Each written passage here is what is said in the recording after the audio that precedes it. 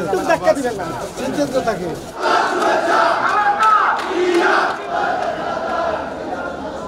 আমরা এখানে এসেছি এই স্বৈরাচারী সরকারের বিরুদ্ধে যে প্রতিবাদ, সেই প্রতিবাদে একটা গুরুত্বপূর্ণ ভূমিকা ছিল বিদেশে যে প্রায় 1 কোটি, এখন বলা হয় প্রায় 1 কোটি বাংলাদেশি বিদেশে বসবাস করে, তাদের যে এই স্বৈরাচারী আওয়ামী সরকারের বিরুদ্ধে প্রতিবাদ, সেই প্রতিবাদের যে ফলাফল আজকে ছাত্র জনতার বিপ্লবের মাধ্যমে অর্জিত হয়েছে, তারই ফলশ্রুতিতে আজকে আমরা এখানে এসেছি।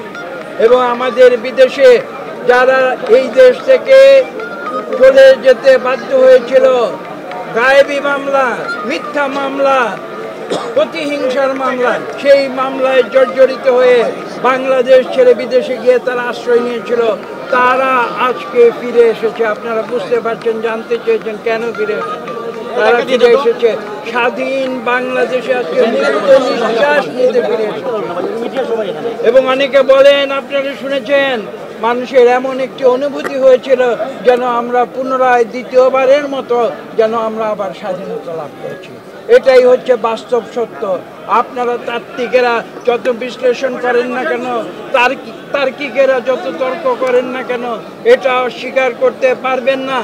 বাংলাদেশের রাজপথে একজন রিক্সা চালককে গিয়ে জিজ্ঞাসা করুন, গ্রামে গিয়ে একজন কৃষককে জিজ্ঞাসা করুন, একজন শ্রমিককে জিজ্ঞাসা করুন, প্রতিটি মানুষ বলবে যে আজকে আমরা আবার নতুন করে মুক্তির নিঃশ্বাস ফেলছি। আন্দোলনে বিদেশি যারা আছেন, তারা যে যুদ্ধ করেছেন, তারা বিভিন্নভাবে যুদ্ধ করেছেন।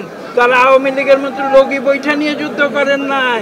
তারা কিভাবে যুদ্ধ করেছিলেন? তারা রেমিটেন্স বন্ধ করে দিয়েছিলেন, বাংলাদেশের অর্থনীতিতে কুঠারাঘাত করেছিলেন।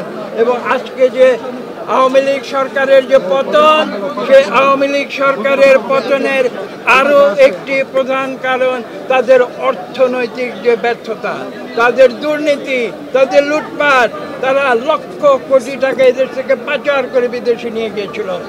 এই সমস্ত বিষয়ে বিদেশে যারা বাঙালি রয়েছে, তাদের যে অবদান, সে অবদানের স্বীকৃতি হিসেবেও আজকে আমরা এখানে এসেছি। এই যে ইন্টারিম গভর্নমেন্ট, অন্তর্বর্তীকালীন সরকার, তাদেরকে আমরা ধন্যবাদ জানাই।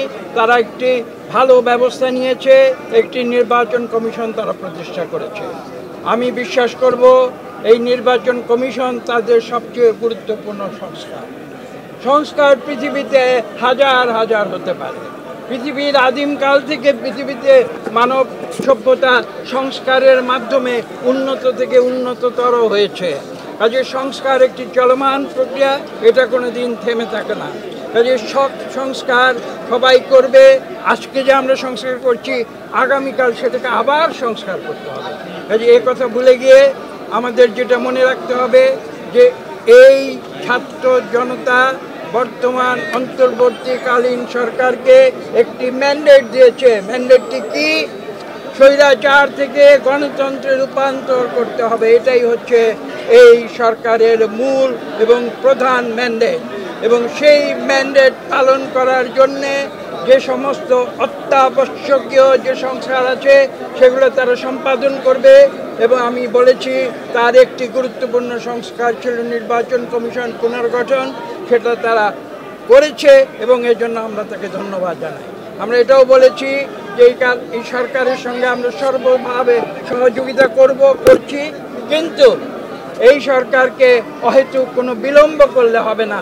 তাদেরকে অত্যাবশ্যক যে সংস্কার, সেগুলো সম্পাদন করে অনতিবিলম্বে বাংলাদেশে একটি সুষ্ঠু নিরপেক্ষ নির্বাচন দিতে হবে। এবং সেই নির্বাচনের মাধ্যমে বাংলাদেশের মানুষের অধিকার মানুষের কাছে ফিরিয়ে দিতে হবে। এটা শুধু মানুষের ভোটের অধিকার নয়, এটা মানুষের কথা বলার অধিকার, এটা মানুষের বেঁচে থাকার অধিকার। এবং আপনারা আজকে যারা মিডিয়া আছেন, আপনাদের মিডিয়া স্বাধীনতার অধিকারও কিন্তু এই আগামী সুষ্ঠু নিরপেক্ষ নির্বাচনের সঙ্গে ওতপ্রোতভাবে জড়িত আছে। কাজে এই কথাগুলো আমি স্পষ্ট ভাষায় বলে দিতে চাই। আমরা আশা করি এই সরকার অনতিবিলম্বে একটি সুষ্ঠু নির্বাচন দেবে, যে নির্বাচনের মাধ্যমে সত্যিকার জনপ্রতিনিধিদের দিয়ে একটা পার্লামেন্ট গঠিত হবে এবং সেই পার্লামেন্ট একটি জনগণের সরকার গঠন করবে।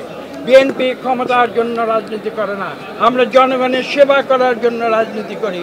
জনগণ যদি আমাদের স্বেচ্ছায় ভোট দেয়, আমরা সরকার গঠন করে এই জনগণের উন্নতির জন্য আমরা কাজ করে যাব। এলো খবরের কাগজ, নিখাত, নির্ভীক, নিরপেক্ষ।